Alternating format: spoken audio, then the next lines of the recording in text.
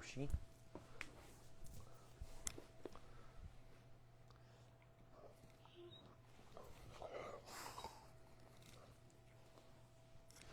Hey, Mike, how's it going?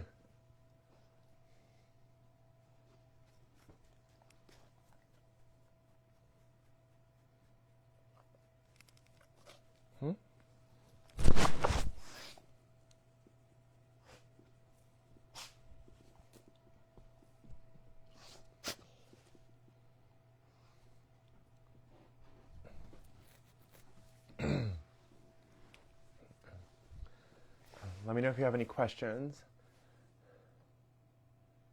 Oh, you do so much for us, Mike. We really appreciate it because getting our name out there is challenging, especially since the Democratic establishment doesn't really want us to know or want people to know that there are challengers to their beloved corporate incumbents who continue to take corporate money and vote in the interest of corporations versus the interest of their constituents. Welcome, Audrey. Is that how you pronounce it? Welcome. I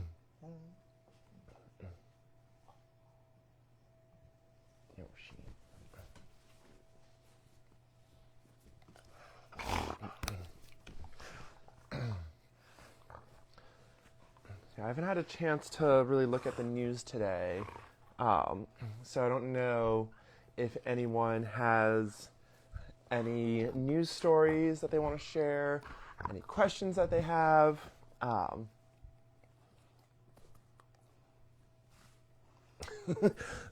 So I actually just I tried calling a chair of the Hamden DTC again to ask for an audience with the DTC so that these people know that I exist and they have an option to, if they have an option to. Hi, Emma. I was just telling Mike that I called the Hamden DTC chairperson earlier, and then I also called him last week, and he never got back to me. And I just imagine that this is probably a part of the establishment process of trying to silence new voices and prevent people from knowing that there are other options for them out there versus the current establishment corporate Democrats who always seem to vote in interest of their corporate benefactors' needs and not always in the interests of their constituents' needs, which always reminds me of the line that Obi-Wan says to Anakin Skywalker in episode 2 of Star Wars Episode 2, Attack of the Clones, where it goes, I have often observed that the senators tend to focus on those that fund their campaigns and are willing to ignore the niceties of democracy to secure those funds. And here we are.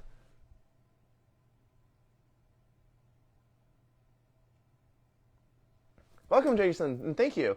Oh, yes, I did see that Viktor Orban lost his race. Down with fascism. I'm so happy and proud of the people of Turkey that voted against that monster. He's been in power for 16 years. And then I also did see a meme of, J.D. Vance visited the Pope and the Pope dies. J.D. Vance, he was like leading the talks for, the other Pope, not Pope, who was the Pope before Leo? Oh my God, I already forgot his name. That's terrible. Hungary. Oh my God. Thank you for Hungary. I need to be better with that geography. You're right. That is Viktor Orban is Hungary. Turkey is going through their own, backslide into fascism, like most of the rest of the world. I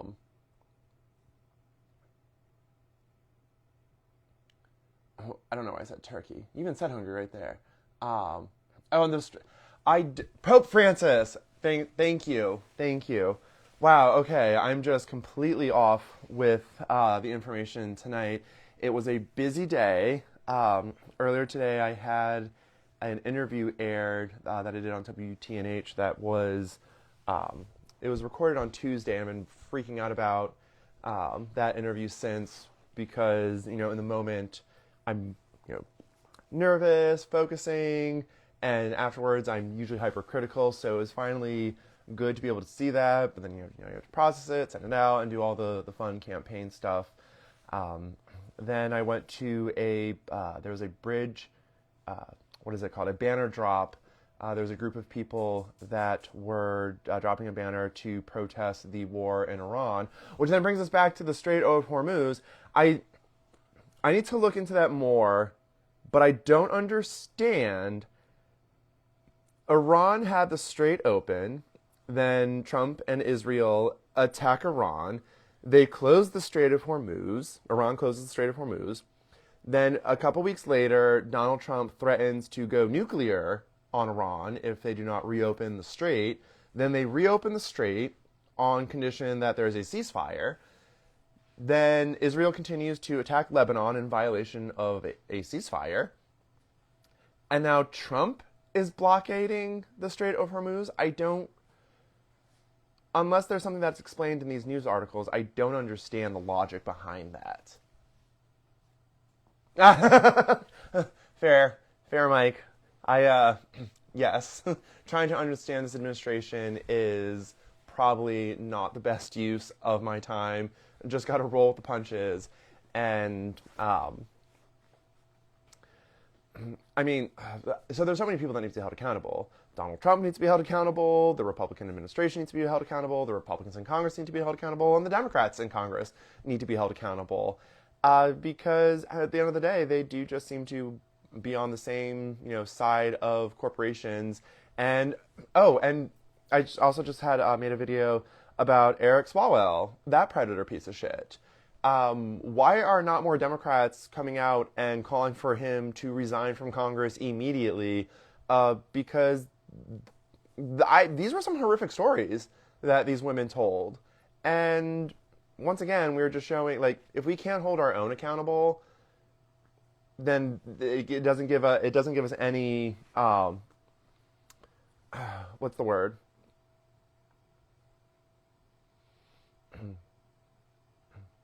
So, I think I saw something where that the Democrats are trying to expel Tony Gonzalez and the Republicans are trying to expel Eric Swalwell, and both sides should be expelling all of the predators, because if you're only going to hold one side accountable and not your own side, it undermines your commitment to an actual system of justice. And now the Houthis are joining. How is the Palestine Museum this weekend? So yesterday there was an event held at the Palestine Museum called the Challenger Series, where I had an opportunity to speak to a larger group of voters about my ideas for the upcoming election, why I think I'm a better suited candidate to lead the Democrats in November. And it was first of all, just being in that museum is very impactful and heart-wrenching. And since Palestine was the cause that pushed me into this race, being there and being hosted for an event in that space was just very overwhelming for me. And it's a huge museum, and anyone who hasn't been to it, it is in Woodbridge, Connecticut. It is awesome. Faisal, the curator, did a fantastic job setting it up. And this time around, my mom and dad came with me yesterday, and my mom went through the museum. She's like, "Andy, have you ever seen these pictures?" And I was like, "This museum's really big, and I haven't had a chance to see everything." There's drawings that kids made from 2009, and in those drawings there were bombs dropping, USA bombs. They had the Israeli flag on those bombs, people bleeding out. And I was like, oh, this is what children were drawing 17 years ago. I cannot imagine what they would be drawing today. But celebrities also need to be held accountable. I really hope that Tony Gonzalez and Eric Swalwell are booted. They are, I know there's the whole, argument of innocence until proven guilty, but we need to believe these women, and we need to remove these men from Congress, and then the justice system can determine whether or not whatever. But in the meantime, these women need to be heard, they need to be believed, and they deserve to see these men removed from the halls of Congress. But what's also very disappointing is that I don't know if it's technically last month or the very end of February, Nancy Mace, who I don't really, well, the ruling class is usually guilty, especially straight white men. Like, statistically, a straight white man is more likely to commit a whole slew of crimes than any other identity group. Yet, straight white men always get a pass, but hopefully no more. But going back to Nancy Mace, last month, she proposed a piece of legislation, a resolution, that would force any Congress member who has any allegations of sexual abuse to have them exposed, so that we, the people, could know if our Congress people are predators. And instead of voting in favor of that bill, it was voted down. And so people like Rosa DeLauro and most of the establishment Democrats decided to protect predators instead of standing with these women. And I know one of the arguments was, oh, well, this legislation would have exposed women's name, it would have made it unsafe. Those are legitimate concerns. But why did you not work with Nancy Mace to amend the bill to address those concerns so that you could vote in favor of ensuring that we were exposing the predators in our Congress? Because if we are not going to hold our own accountable, then we can't hold anyone accountable. And there needs to be accountability, otherwise this just keeps happening again and again and again and again. And at what point do these women see justice? At what point does their bravery be rewarded by seeing these men punished for the actions that they have done? I cannot imagine what it is like to be a woman in this day and age who was harassed, abused, or raped, and to have the bravery to come out and expose people in power for those actions. And yet, our own party still cannot, there should be massive calls for Eric Swalwell to resign, and if he doesn't resign, then to be our own party should be charging the effort to expel him and hold him accountable and show that the Democratic Party, that we believe in women, that we support women, and that we will always support those that are victims of sexual crimes. But no, they're all silent for God knows what reasons. So it'll be interesting to see what happens in the next couple of days, because after reading those allegations, it was just disgusting. It was just absolutely disgusting.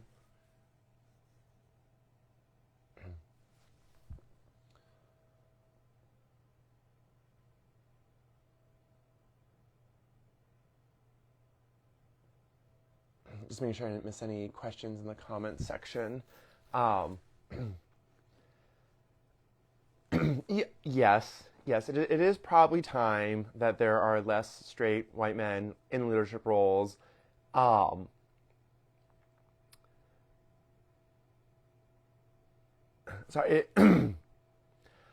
always try and be careful with identity politics and just, using a broad brush to paint an entire group of people as something, especially given the fact that that dynamic has been used in the past against people like me who are gay.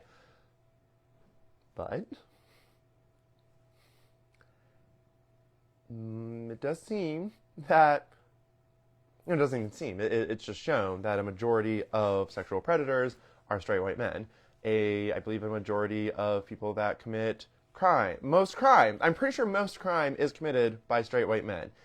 Yet they always get the pass, and I mean, that is just hallmark patriarchy. It is all just it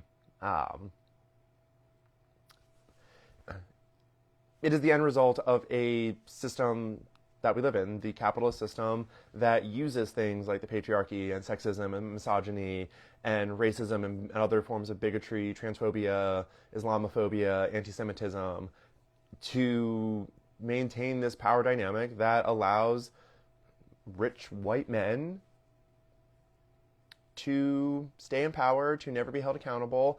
And look at where we are. Look at where we are. The world's on fire. Half of I don't even know what percentage of our government are predators, because we are not releasing those names, because that Nancy Mace bill was voted down. We still don't have all of the Epstein files that were released. Where is Congress in pushing, well, it's no longer Pam Bondi, but where is the Congress in continuing to push on having these files released so that we know the full extent of what is happening and the, like, so, and in the event the other day, let's see. Well, yeah, well, I mean, at the end of the day, that is always, hi, Maggie. At the end of the day, that is always, the true divide is people with insane amount of wealth versus the rest of us. And so, for example, Peter Thiel, Sam Altman, Scott Bessent, who is the Secretary of the Treasury, all gay men. Yet all of this anti-LGBTQ plus legislation is coming out in the states left, right, and center. But these men won't be affected by it yet because they are very wealthy and can afford to be, as George Carlin said, in the club that the rest of us ain't in. And so yesterday, during the event at the Palestine Museum, I proposed that we need 3 select accountability committees in the new Congress, in the 120th Congress. The first one, we need a select committee to investigate all of the crimes that ICE has committed, every corporation that has a contract with ICE, every corporation that has sponsored a politician who voted in favor of ICE, and every politician that supported ICE, and the resulting abuses. The second select committee that we need to have is on the genocide in Gaza. Anyone that, especially of the Israeli government, people like, Smotrich and Gavir and Netanyahu, and any of these IDF soldiers who have maimed, slaughtered, killed any Palestinian in Gaza or in the occupied West Bank. And then the third select committee that we need is on the Epstein files so that we can fully investigate every single person, anyone mentioned in those files. They need to be investigated. And if anything is found, they need to be persecuted to the fullest extent of the law. Because if we do not have accountability, we will never get past this repeated pattern of abuse and the diminishing of our rights and these human rights violations. And yeah, Peter Thiel is gay. Peter Thiel is gay. And I always thought the gay agenda was to make the frogs homosexuals. No one ever informed me that the gay agenda involved gay men owning all of these AI businesses and all these AI data centers so that they can crunch the numbers and know exactly how to control us. Going for quiet for a bit. Have to get tomorrow's video uploaded. Thank you, Mike, for joining. I really appreciate it. For anyone that doesn't know, Mike has a podcast called Breaking the Meta, and he has been working with grassroots candidates, interviewing them, and posting those interviews to his social media platforms to help us get our message out, to help people know that there are more options than just these establishment Democrats that again and again just continue to sell us out to all of their corporate sponsors instead of actually fighting for policies and legislation that would uplift the working class, that would give us the earned benefits that we have worked hard for, and actually create a just society where predators are held accountable, where war criminals are held accountable, and where we are actually working towards a brighter future instead of just, I gotta check out Andrew's video. Oh, yeah. Yep. I mean, that's how I first met Mike, was through Breaking the Meta podcast. And so he just recently joined. So there's this wonderful woman. Her name is Jen Johansson, and she is part of the Reasoned Reality Project, which is it's a community of grassroots candidates that are, all kind of working together to bounce ideas off of one another, to, help, if I've learned something that was helpful to my campaign, sharing it, other people sharing, if we have Instagram posts or social media posts that are, very high priority. We can help one another kind of like elevate those messages.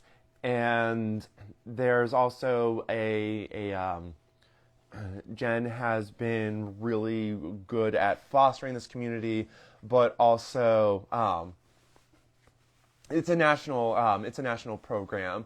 So I think we've now reached 100 or so candidates that are all grassroots candidates across the country. And so, one question that I am always asked is, how does one person, if you're elected to Congress, how does one person change anything?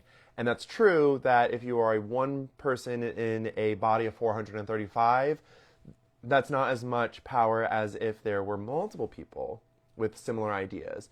And so that is one thing that I do try and let people know, is that it's not just me in Connecticut's 3rd Congressional District that is a left progressive running against the establishment. There's Joe Caputo in District 4. There are people like Ruth Fortune or Jillian Gilchrist in District 1 of Connecticut. There's Kyle Gauck in the 2nd District of Connecticut.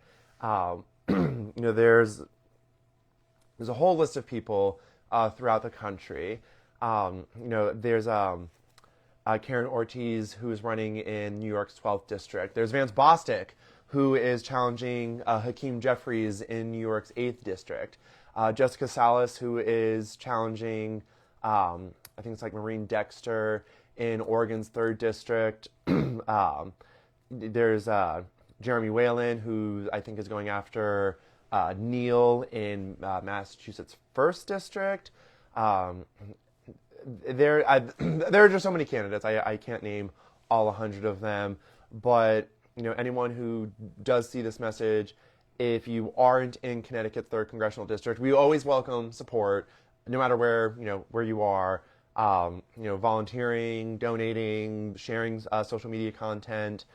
But if you are looking to do on the ground work with a candidate, but you're not in the 3rd District, go to look up the Reasoned Reality on Instagram. Another organization that I'm with, Courage for Democracy, which used to be Citizens Impeachment.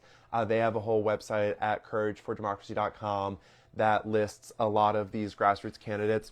There's a lot of overlap between the two groups, each one offering something very unique, but I'd highly encourage people to go out and share that with friends, share that with people across the country, couragefordemocracy.com, and they can see if there is a progressive running in their own district trying to, challenge the establishment Democrats.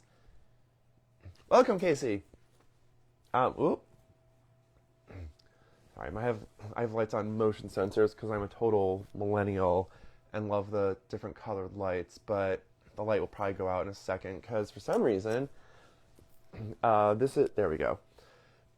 So I'm literally waving my hands like a jackass and the light doesn't turn back on.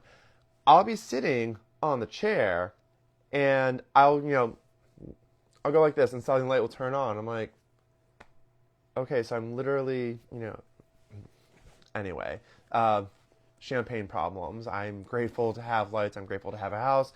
I'm grateful to have this guy. Have him join the conversation. Oh, I'm sorry, Yoshi. You look so comfortable. For those of you who don't know, this is Yoshi. He's my policy advisor. He always says that we are the underdogs in this campaign. Sorry. I swear that my policies are better than my puns. Yeah, so I'm not sure who's joined these before. It's a very just like informal chat space. If you have any questions or comments, please feel free to ask if there's anything you want to share. If there's anything that's important to you, anyone who who wants to, you're more than welcome to come join me in this conversation. I think I can press a button, or you can request to join if you want to have a one-on-one conversation. But the Fireside Chat is just I just want to provide voters and constituents and people with an opportunity to know that every day, or that they know that there will be at least 1 hour during the week where they can, ask their questions of a person that it wants to represent them in Congress, unscripted, your questions answered in real time, because that's what I feel that people deserve to have is someone who can be reached, who will be visible, who isn't afraid to answer live questions, unlike Congresswoman Rosa DeLauro. So she held, I think, so I don't know the last time she's actually had an in-person town hall. She always has these tele-town halls, and she's never visible. It's only audio recording, and the couple of times that I've went to them, it's very interesting is a term, but I am curious to know if she has some plants, because every time that I've joined, there's always one or two people that go, oh, I don't have a question for Rosa. I just want to let her know how much I love her and how great she's doing, and I can't wait to vote for her. And I don't know. It just seems very staged. And so I think it would be nice if our congresspeople actually, held in-person events, live in-person town halls to give constituents an opportunity to meet with them, because so over the last month, actually now it's probably closer to 2 months, there has been a even bigger push for impeachment. And one thing that I liked about Courage for Democracy is they've been pushing for impeachment for, I think, a little bit over a year now, because Donald Trump has been committing impeachable offenses almost since day one. And so they were really the first organization to push impeachment out there. And in the past month or so, it has picked up a bit more steam, at least among the general electorate. But on the 17th of February, a group led by 5051, Flair, and I think Citizens of Impeachment held events throughout the country. At I think most of the 435 districts, people were asked to come and speak with their congresspeople. And so, we asked Rosa DeLauro to be there. She was not. Supposedly, she had commitments outside of the district. And so she gave us to her scheduler, and the scheduler recorded all of the questions that we asked and said that we could expect a response within a week or two. 2 weeks passed, nothing. We reached back out, no response. And then later, and on March 30th, there was going to be another day of impeachment event. And so we reached out to, so it wasn't even me, it was people from Connecticut 5051. For those of you that don't know, Connecticut 5051 is a grassroots organization that helps build grassroots support and helps to connect different organizations to volunteers, as well as focus on some of their own priorities. And I'm very proud of 5051. They, at least Connecticut 5051, because, different states, organizations will have their own little nuances, but Connecticut 5051, the reason why I'm so proud of them is that at the No Kings rallies held on March 28th, there was supposed to be a combined rally with Connecticut Indivisible, which is not all of Connecticut. There are several Indivisibles in Connecticut that I'm very honored to have gotten to meet, especially the Indivisible people in Middlesex. But the Indivisible in West Hartford was going to co-host an event with Connecticut 5051 up at the Hartford Capitol building, and they immediately reached out to Senator Richard Blumenthal, one of Connecticut's senators, and asked if he wanted to speak. And of course, he said yes. And so They never asked 5051 if that was okay. They never consulted with 5051 to see if they were comfortable with that.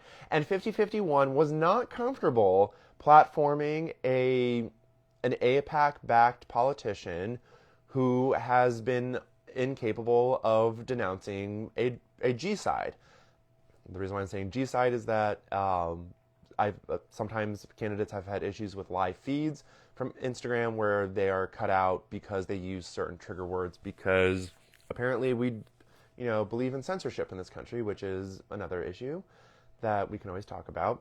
But sorry, I'm all over the place today with all of these issues. And I mean that is part of the overall problem.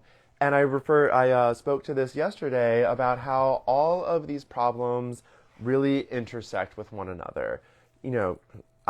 Someone asked, like, how do we solve, this crisis or that crisis? And so, people are like, how do we afford, because I proposed supporting Bernie Sanders' Medicare for All plan, and people are saying, like, well, how do we afford that? And someone might say, like, well, how do we take care of the climate? How do we do? We could afford things like Medicare for All if we didn't have these overbloated imperial war budgets. And if we didn't have these imperial war budgets, we could help the climate, because one of the largest contributors to the climate crisis is the United States military. But we have the United States military, the imperial war machine, because we have military industrial contractors who are able to provide unlimited cash to these super PACs and a large sum of money directly to candidates. So I believe that congressional candidates can accept up to $10,000 from individual PACs. And as a grassroots candidate that is trying to raise money, I will tell you that it would be much easier to get a $10,000 donation from a corporation than it is to find 2,000 people willing to give $5. But it's legal, and it shouldn't be legal, but it is. And so another issue is these members of Congress are able to use the knowledge that they have from being on all these committees and having all of this private information beforehand to manipulate this stock trading. And so, there's a bill in Congress called the Restore Trust in Congress Act. And, people like Congresswoman Rosa DeLauro will not sign on to that. And so you can just see how the just overall system needs a nice reboot. It needs fundamental change, because all of these problems just compact onto one another. And it's almost like you can't address one problem without addressing all of the problems. And some people might find that overwhelming. And I don't. I think it's opportunity. And what I like to tell people, what I like to remind people of, was in the 1960s, while the rest of the world was trying to reach for the sky, America was like, no, we're going to go to the moon. And we did that. And so I really want to remind people of that America that believed in the impossible and achieved it. The America that believed that we could walk on the moon, and we saw it happen. And so I believe in America where we can have universal health care, where everyone has access to a doctor and does not have to worry about going into medical debt and losing their house. I do believe in an America where people can get education and not have to spend the rest of their lives paying those loans down. I do believe in an America where everyone is guaranteed housing, water, food. And, going back to Franklin Delano Roosevelt, the Economic Bill of Rights that he proposed in 1944, because I believe that we are an America that can continue to reach for the moon here at home by ensuring that our citizens are always taken care of, because we are the richest, most prosperous, and greatest nation in the world, and we can achieve anything we put our mind to. It is just a matter of having the right priorities. A couple people have joined. I'm just kind of going on, I don't want to say a rant, but for lack of better terms, a rant. But if you have just joined, please feel free to ask me any questions that you would like.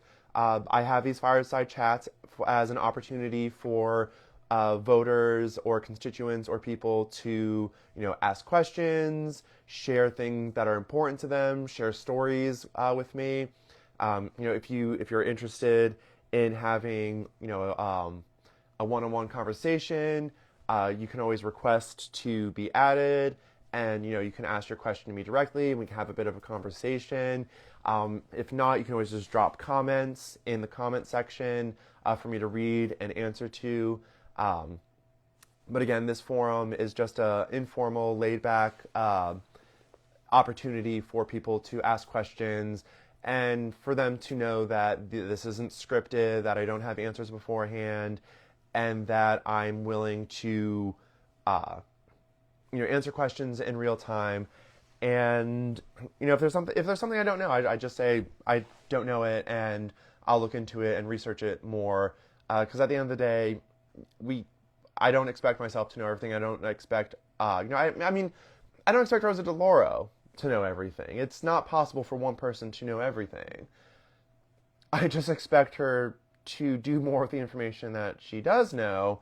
And so, for example, I was saying earlier, we know that there are very credible allegations of sexual harassment and sexual abuse and rape of multiple women in Eric Swalwell's circles, and she has not yet come out to publicly comment on any of this. He is a sitting member of Congress. He is a very powerful person. We need to be holding predators accountable, and we need to start with our own. And so I would like to see Congresswoman Rosa DeLauro call for his resignation or help join or lead efforts to have this man expelled from Congress, because we need to believe these women. We need to believe survivors, and we need to make sure that we are fighting for a just world. And I understand trying to overhaul, and have all these legislative, trying to get consensus on legislation. It should be very easy to get the entire Democratic caucus behind expelling a sexual predator. Yet here we are. So again, I just went on another little mini rant. So please feel free to ask your questions. Otherwise, I just kind of,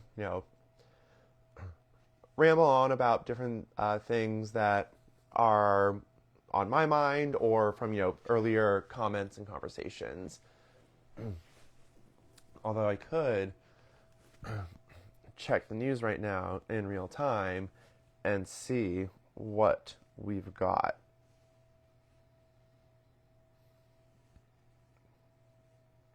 Oh, and another reminder is that Nancy Mace, last month, there is a bill in Congress that would expose the predators in the House of Representatives, and it was voted against. And I know that, I believe some people are saying that they voted against it because of privacy concerns for the victims, which is obviously a legitimate concern. We do not want to do anything that further traumatizes victims.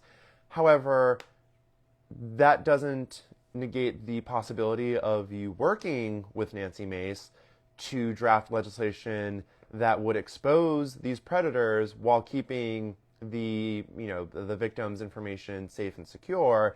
And if you are unable to get those measures put in place, which I'm not in Congress and I've not spoken to Nancy Mace, so I don't know if she would have been opposed to any amendment that would have done more to protect the victims. I also don't know what Nancy Mace's position on that, on those concerns are as well. But that doesn't stop members of Congress from, drafting their own proposal to expose predators. I just don't understand how we're not, again, that should just be baseline, easy, no sexual predators in our government. And if we can expose them all, we should be exposing them all so that the public knows, so that when they go to vote in the primary or in the general election, they know whether or not they are voting for a predator. But again, this goes back to, the power structure and how the Democratic establishment wants to hang on to these, corporate lackeys who will do their bidding.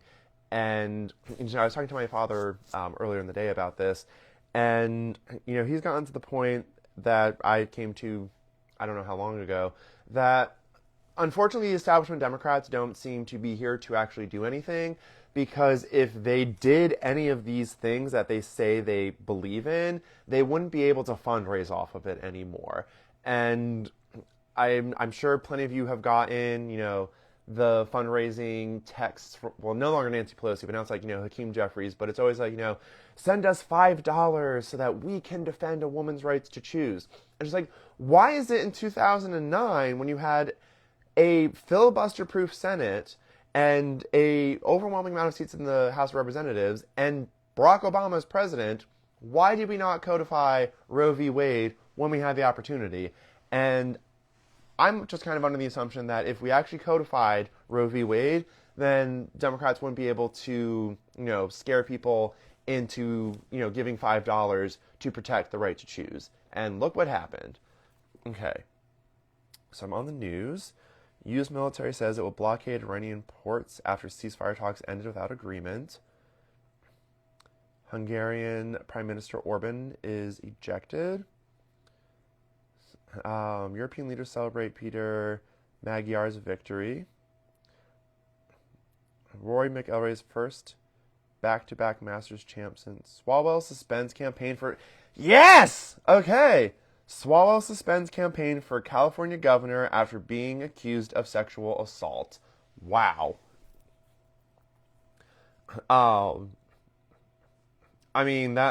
is the first step. The second step is that you need to immediately resign from the House of Representatives. And it will be interesting to see what happens in the next couple of days. Okay, so that's some good news. Who's Rory Masters? Oh, golf. I'm not a big fan of golf, and not to yuck anyone's yum, but I've always had a little bit of uneasiness with golf, mainly because of the amount of water that golf uses to keep all of the greens green. So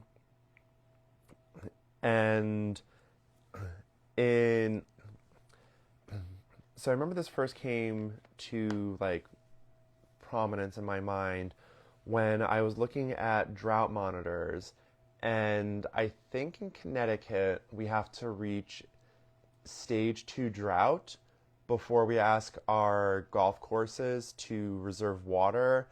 And then I was looking at other states, and then one that I had to look at was Florida, because Trump is spending, more time golfing at Mar-a-Lago than he is in the White House, probably because his ballroom isn't done yet, and he's, probably upset about that. But in Florida, I think they have to reach stage 4 drought in order to start asking golf courses to conserve water. And so, for me, water conservation is a big deal, because water is the most precious resource on this planet. You can go, I think 14 or 15 days, if not more, without eating. You cannot go more than 3 days without water. And the UN recently released a report saying that we are under the first, I think it's the first stages of water bankruptcy in the world. And so, when we have these AI data centers that are sucking up water, we have the AI data center sucking up water, we have the golf courses sucking up water. Basically, we have all this water going to all of these very wealthy people. I think in California, most of their water is owned by one person, and it is very problematic that, so I also just learned today that in addition to the Democratic Party not condemning AIPAC and dark money in elections, they also didn't do anything to condemn AI. And that is scary on multiple levels. One, yes, again, just the amount of water that AI is using is helping to push us into that water bankruptcy. And the other thing is that the AI data centers, I believe, are going to be used as a system of control. And the reason why I say this is because of Palantir. Oh, there goes the lights again. Hello. Dear goodness.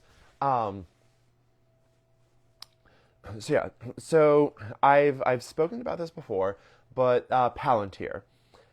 Palantir was started by Peter Thiel. I forget the name of the man who's the current CEO, but Peter Thiel and Elon Musk were friends. I believe they began eBay together. They were related to one another through eBay. Fast forward, Peter Thiel has Palantir.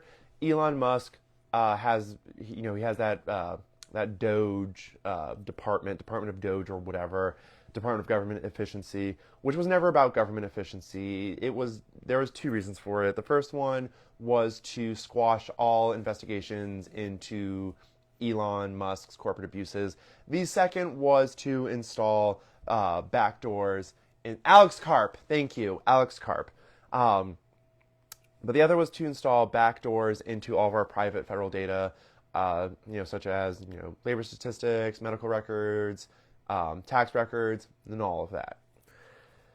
Now, in the Lord of the Rings trilogy, there is an artifact called the All-Evil Seeing Eye that the evil Lord Sauron uses to spy on all the subjects of Middle-earth, and it is called a Palantir. Palantir and Palantir are spelled exactly the same way, except Palantir has a dot over the I, whereas Palantir has an accent over the I, which gives it that different sound at the end. And so these nerds are not even hiding the fact, they're just hiding in plain sight that they want to create an all-evil seeing eye using AI. And so, this also ties back into, actually something very close to home. In Connecticut's 4th Congressional District, Representative Jim Himes, he's going around trying to encourage Democrats to vote to renew the FISA program. And in that program, there is the data brokerage loophole, which allows the federal government to buy your data and use it against you without having any judicial warrant to obtain that data. And so, ChatGPT is, I believe, behind this push to renew FISA as is, because they use that data to give to the federal government, I believe, to help with ICE operations. And so, last I checked, Rosa DeLauro was still on the fence as to whether or not she was going to vote in favor of FISA or against FISA. But in conjunction with her not wanting to abolish ICE, it just, again, makes me question a lot of her corporate funding. So she says that she will not abolish ICE. She also takes money from AT&T, from L3Harris, and from General Dynamics. All three of them, in the last election cycle, gave her $10,000 each for her campaign. Is she not for abolishing ICE because that is what she has determined is in the best interest of her constituents, or is that what is in the best interest of three of her, corporate donors who profit off of ICE, who have contracts with ICE? And this is another reason why we need to get money out of politics.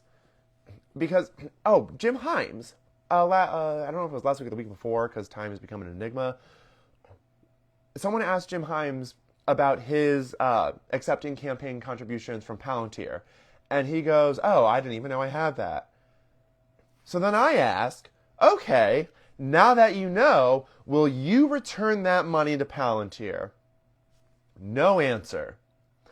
No answer. How can we have any confidence that these politicians are actually addressing the constituents' needs when they can see, when they are told to their face that the voters in front of them do not trust a word that is coming out of their mouth because they are taking money from a corporation that would benefit from the passage of this bill? To then refuse to answer whether or not he would give that money back to remove any sort of doubt that his support of this bill was because of his, what he thinks is best for America and security versus what is best for Palantir.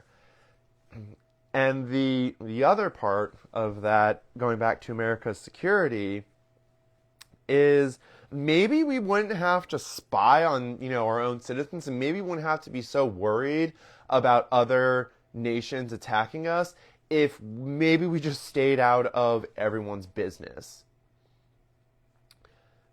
Because, we're always afraid of, we're always told that we have to be concerned about Iran activating sleeper cells in America and whatnot. And it's just like, we don't have, this wouldn't be an issue if we didn't attack Iran, if we didn't bomb all these places around the world. Of course, when you destroy people's homes, they're going to be upset. They are going to blame the people that dropped those bombs, and some of them are going to seek vengeance. We've created a system where we spy on our own people to protect us from the enemies we create through our own poor foreign policy to begin with. And I don't think there's anyone in the room, so I don't know if I want to talk to myself.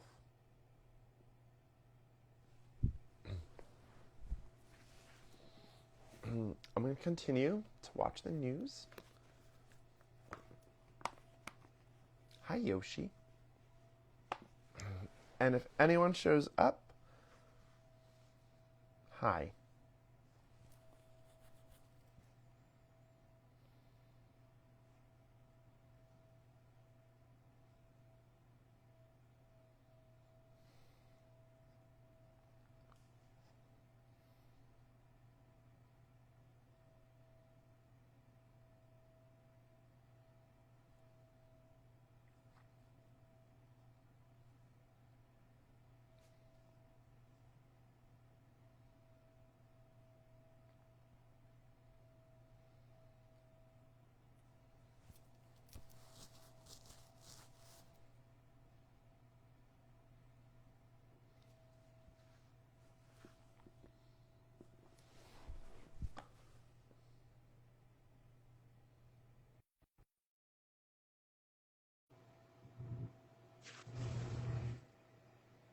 Hi, Greta.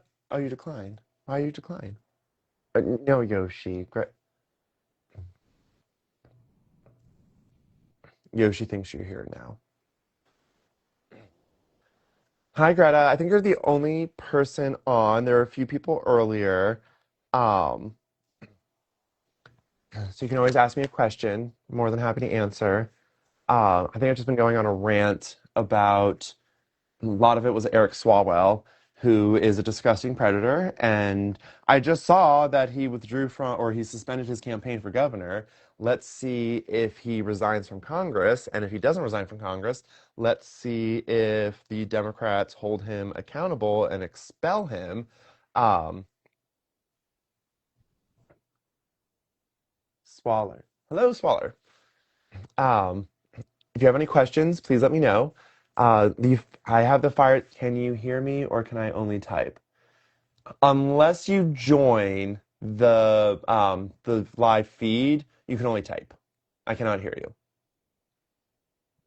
At least I don't think there's any way that I can hear you. It's only like the fifth or sixth time that I've used Instagram Live. But another thing I was saying about earlier, no worries. Something I was saying earlier, though, was last month Nancy Mace had a bill that would expose all of the predators in Congress, and Rosa DeLauro voted against that bill. Most of the Democrats voted against that bill, and some of them were saying that they voted against it because they were concerned about the victim's private information, which I understand, but at the same time, why can you not work with Nancy Mace to address those concerns? And if she refuses to, then propose alternate legislation that does that, exposes predators while protecting the victims. But yeah, no, they want to. Of course, the Congress is on the side of the predators and not on the side of women. They never have been, and will they ever be? Who knows? Uh, your interview on the news was amazing. Thank you. Thank you. I was very nervous about that interview, and that's what I don't get. That is what I don't get. Maybe there was some language in the bill that would have exposed the victims.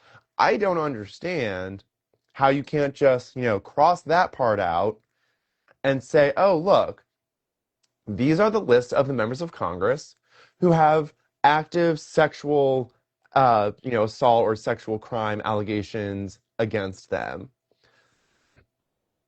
That seems like you could just write that in an amendment. Um, And I know, I understand that you have to be careful with legislation because depending on the wording of the legislation, that can, have unintended consequences. But that is why you collaborate with people and minimize that possibility of unintended consequences and do what is right by these women and expose these predators so that the people know that they are predators and that we actually start believing women and believing victims and believing survivors when they tell us what these men did to them. It is very frustrating. It is very frustrating. And I mean, on top of that, with the Epstein files, there still has been no movement on those. The I mean, there's now Todd Blanche, who's the acting attorney general because Pam Bondi was fired. I guess Pam Bondi is not showing up. Oh, I mean, I don't like Nancy Mace in any way, shape, or form. But just because I don't like a person, if there is a good piece of legislation, I will work with them to pass that legislation. I, if I was in Congress, I would. I mean, I probably don't agree with Nancy Mace on 99% of things, but if Nancy Mace came up to me and said, "Hey, I have a bill that would expose all of the predators in Congress," then I would have a cup of coffee with her and work with her to see how we could expose every single predator in the halls of Congress. And then I'd call her a transphobe after we're done. Because yes, Nancy Mace is not the nicest of people. But again, if there are ways that I can, benefit my constituents and benefit her constituents and we can work together, I'm not opposed to working together. I have some hard lines on things. Like I will never, if a bill is like, "Oh, we can have this cross the finish line, but you have to sell out the trans community," well, then you can go fuck yourself because I'm never selling out the trans community. Hi, David. There is only a couple more minutes of the fireside chat. Um, as I was saying to people before, this is a relaxed. Oh, not much. Just going on about how happy I am that Eric Swalwell suspended his campaign for governor, but he needs to resign from Congress. We talked about how the Strait of Hormuz is now being blockaded by our own military, which makes no fucking sense. But nothing from this administration makes sense. And just reminding people that this is um, an informal forum, for people to ask questions, share stories, share their concerns, and just have an opportunity where they know that the person that wants to represent them will set an hour aside every week to have unscripted conversations about what is on people's minds. Because if I'm going to represent people in Congress, I want them to be assured that I will always at least once a week for an hour, make time for them. Um, if not more, because I want to be around as much as possible for my constituents if elected to Congress. Running for office as a grassroots candidate, not having a lot of finances and relying heavily on volunteers. A lot of, the ins and outs of the campaign do fall on me, which does take away from my time. But again, nothing is so important that I cannot, in the meantime, uh, give an hour of my week to ensure that voters and constituents have an opportunity to ask me questions in real time so that they know that it is unscripted and that the answer I have is, what I think and not just some talking point that is fed to me behind the scenes, because that seems to be what happens a lot with Congresswoman Rosa DeLaura's town halls, that, it's a blank screen. We don't see her face. We don't see her do anything. And that is something that I wanted to avoid. I want my constituents and voters to see me and see that there is, no one is giving me talking points.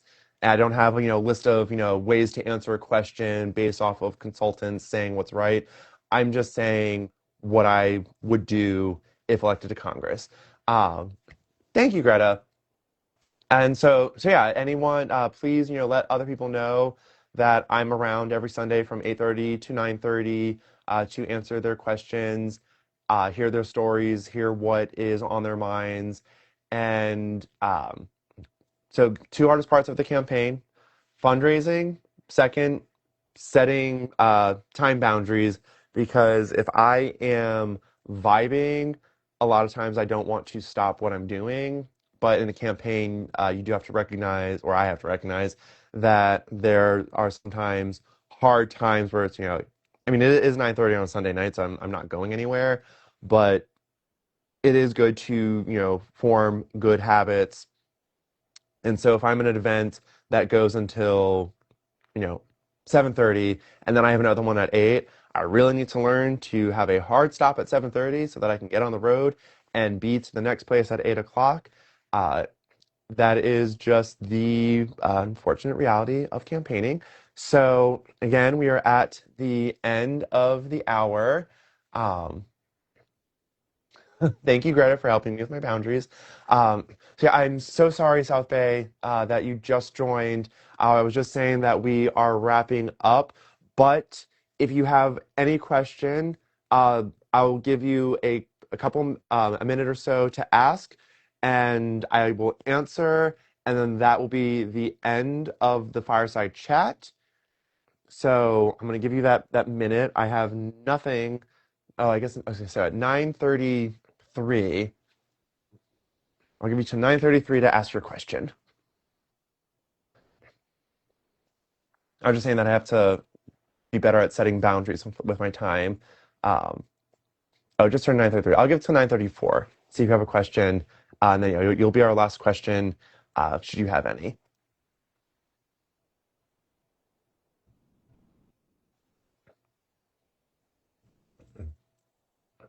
So yeah, so I'm always till 9:34 for the for South Bay who just joined. And if by 9:34 I don't get a question, then we will wrap up, and I'm going to go play with my policy advisor, who is laying ridiculously on the couch. All I can see on his face, all I can see is his little nose, and it's absolutely adorable.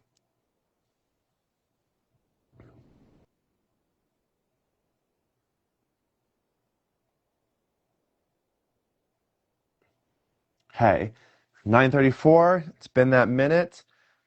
Thank you again, everyone who joined. I hope you have a great evening and have a great week ahead of you. Take care, everyone.